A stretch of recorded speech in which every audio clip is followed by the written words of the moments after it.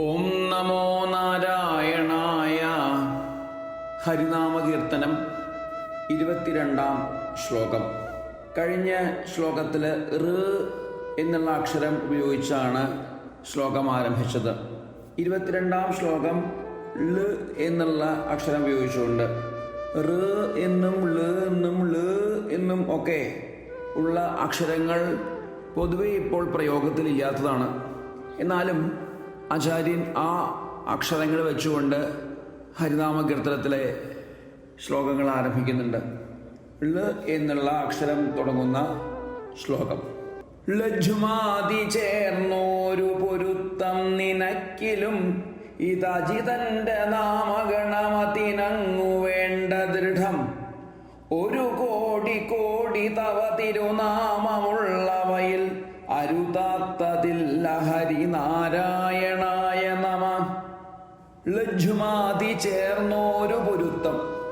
സിദ്ധാരി ഗോഷ്ഠത്തിലെ ള് ജ മ തുടങ്ങിയ അക്ഷരങ്ങൾ ചേർന്നുണ്ടാകുന്ന പൊരുത്തം.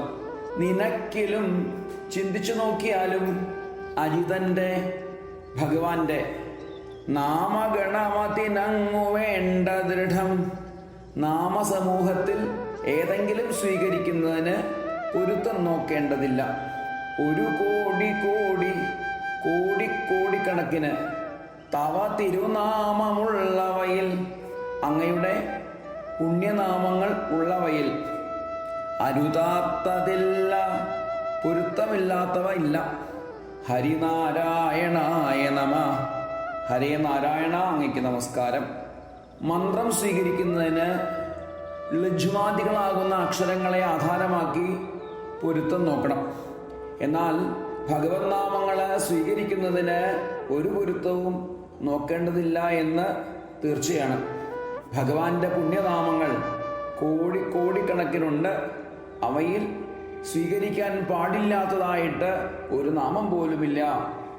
മന്ത്രോപദേശം ചെയ്യുന്ന സമയത്ത് പണ്ട് ഗുരുനാഥന്മാര് പല വിധത്തിലുള്ള പരിശോധനകൾ നടത്താറുണ്ട്. എന്നിട്ട് ശിഷ്യന് ചേർന്ന രീതിയിലുള്ള മന്ത്രദീക്ഷ കൊടുക്കുന്നു. അങ്ങനെ പരിശോധന ചെയ്യുന്ന സമയത്ത് ഉപാസനാമൂർത്തി, യോജിച്ച മന്ത്രം, ഉപാസനാ രീതികള് തുടങ്ങിയവ ശിഷ്യന് പാകത്തിന് കണ്ടുപിടിക്കണം. അതാണ് ശാസ്ത്രവിധി. കാലക്രമത്തിന് മറ്റു പലതും പോലെ ശിഷ്യനും ഗുരുവും തമ്മിലുള്ള ബന്ധവും ചടങ്ങായി മാറിക്കഴിഞ്ഞു.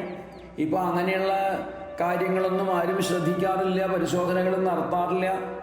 എന്ന് മാത്രമല്ല, പലതരക്കാരായിട്ടുള്ള ശിഷ്യന്മാരെ ഒരുമിച്ചിരുത്തി ഒരുമിച്ച് പഠിപ്പിക്കാറുണ്ട്. അപ്പം അത് ഒരേ അധ്യാപകൻ ഒരേ രീതിയിൽ നൂറുകണക്കിന് പേരെ പഠിപ്പിക്കുമ്പോൾ അത് ചിലർക്കൊക്കെ ദോഷമായിട്ട് വരാനും സാധ്യതയുണ്ട്.